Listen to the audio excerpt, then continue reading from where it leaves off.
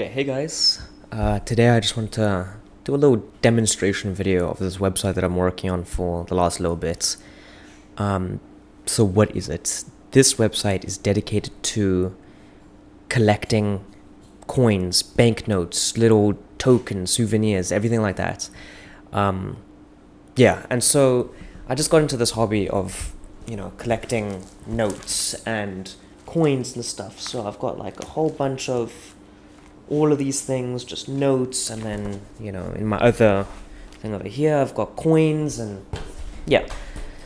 So I don't think many of you would enjoy this website slash hobby as whatever, but I don't know. It's a fun little thing to get into. And so the reason I started it was because when I first started collecting, I was just doing this, I was adding each coin in a spreadsheet, and I thought for sure there's an easier way to do this. And so, I try to make it look nice. I added statistics and stuff, and just, it was alright. And so, I decided, cool, this is pretty simple. Let me make it a hell of a lot harder. And, I made this website. So I'm just here to show you how it works and how to use it. So obviously, when you first log in, you can just sign in. Or sign up, I mean. And then over here, it shows you the dashboard of how many items you have, how much it costs, how many unique countries you have. It shows you all of these fun little statistics that just cool to know that you have it. Like, I have a bronze coin from ancient Caria, which is worth 175, which is like modern day India or something. I've got a nice little pie chart showing me all of this, the values by regions, and then values by time, and I can show like from the 270s, I've got $87 worth of coins or banknotes from there. And then I still wanted to have something quite like this, a list format, and so that's this. And I've got, and you can sort it by country, like going alphabetically. You can sort it by which year, so you can see which is the oldest. You can sort by the value, and you can see, okay, this one I obviously just couldn't find, so it costs that. And then here's the one from Caria. It's $175. It's bronze. It's from the year 295 BC. And then I've got some notes and a reference link. So if I click on the reference link, I can see that, okay, it's being sold for this much, which is, yeah. And so I have that on my collection. And you can just scroll down, it's quite nice. You can sort it by different types, and boom, boom, boom. You can even search if you would like to. And then this map, this one took forever, but we got there in the end. So it's a lot better, this map, compared to the one that I had on my spreadsheet.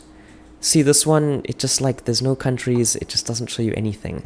This one, I can hover, I can click, I can see everything from that country. And since it's larger, I can even click on tiny little...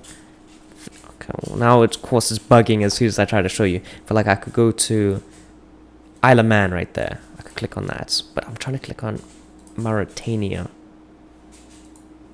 Anyway, you get the points. And it shows me all of that. Then, since my goal is to collect every single country, I've got this that shows me all of the countries I still need to collect. And so it says that I have 113 countries still that I need to get. And so, like, let's say I got a coin from Ivory Coast. I just click on Add Ivory Coast, and then I'll say which year it's from, how much I estimate it to be, the denomination, like how much, is it 5 rand, a dollar? What is it? Sorry, my dog's just running around. Anyway, then I can add notes, say like it's in mint condition. I can add a eBay URL like I just showed you guys. Yeah, I find it quite cool. And then account settings, I can change the password. I can set it to light mode or dark mode. And then I'll get into this public link collection thing just now. So some of the functions, I can add a coin like I just showed you with the Ivory Coast. Just add that, and obviously, yeah. I can export the data. I can export it as a JSON file, a CSV, or I can print report it.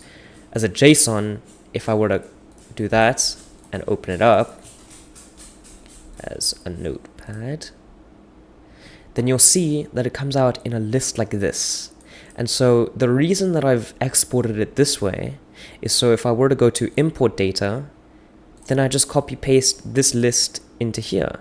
And then I'll add all of the things to my collection. So it's just a quicker way to mass import things, which, you know, I find quite useful.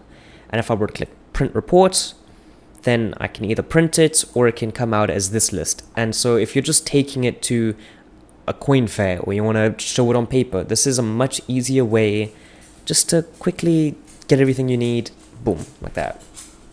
So that's why that's there.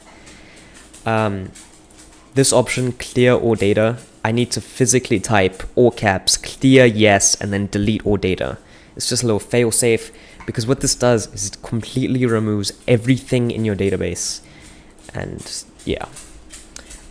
So this is where we get to the share collection. If I click share collection, it will generate this brand new link that I can send to someone. So if I click copy and I open it in a new tab, type that in, then you'll see that it pops up with the person's account's public collection. Shows you how many items they have, the total value, how many countries. And this is just like, it will show you what's on that other person's account without actually, you know, like it just, I don't know how to explain it. The only issue is that it doesn't have, I can't see the map, I can't see that. It's just strictly this, which is not bad. It's just kind of, it's good if you want to show off to your friends, I suppose. And then obviously there's a sign out button and all of that. But yeah, that is this website that I made. So let me show you the back end of this. So this is all of the coding that is all on my GitHub, and it's all open source if you'd like to see it. But as you can see, 3,184 lines of code. It's quite a lot. And if I just scroll through here, this is like boom, boom, boom, boom, boom, boom, boom, boom, boom. So clearly, a lot of time was put into this. Yeah, I know. You're welcome. I do the most. And that's just the front end. Then I've got the back end. This is all in Python. All of the configs and stuff that I need. I've got the requirements of how many APIs and everything I've loaded in. So this is just the coding. And then obviously, you know, something like this needs a database. And so this is what I'm using superbase.com for. You know, it's not bad. It's using SQL and it just works for what I need. And so if I were to go to over here, it shows me all of the users that I currently have. So far it's me, a demo account, my dad, and then Nathan. You know, so I mean, this website's about to take off to the moon. Yeah. So if I click on what coins they have, you'll see that in the users, they all have their own unique IDs.